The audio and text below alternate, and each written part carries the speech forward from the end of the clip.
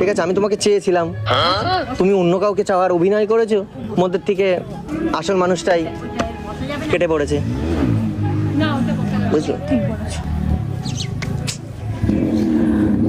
But আজকে তোমার বয়ফ্রেন্ডকে নিয়ে আসলে বা হাজবেন্ডকে নিয়ে আসলে আমি খুব খুশি হতাম, বাট তুমি এরকম লুকে আসবে আমার সামনে, আমি বিশ্বাসই করিনি, বিশ্বাস করো। আমিও তো বিশ্বাসই করিনি যে তোমাকে আমি এইরকম ভাবে দেখবো। আর যেটুকু করেছিলাম সেইটুকু তোমার এই বড় বড় শায়রিগুলোর এফোর্টস কতটা, এটাই দেখার জন্য করেছিলাম।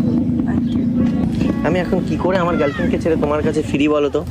একদম না, একদম না।